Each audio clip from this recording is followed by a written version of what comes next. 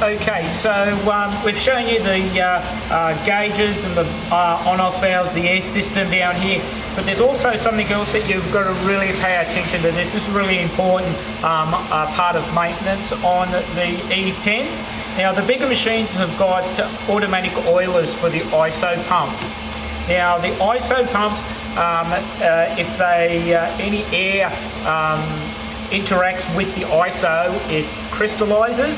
So what Graco have done, have put in some wet seals in the top of the ISO pump. Now you need to oil these regularly. You need to keep them nice and moist.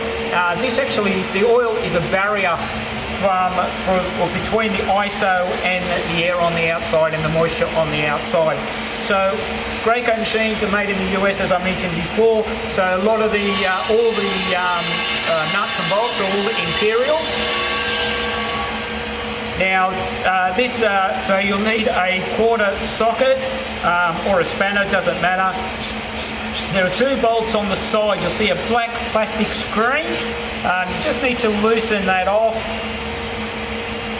When the machines are new, they're quite tight. So we just need to move that out of the way. And in your Graco machine, you'll actually have ISO pump oil. And what we need to do is, you don't do this while the machine's going. We need to just put a bit of oil on the shaft, just let it soak in, and then you're right to go. So we just need to make sure that that is oiled every day, especially if you're using it a lot.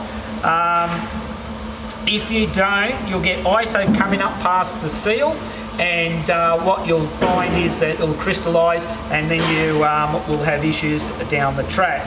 So basically, we just do that back up.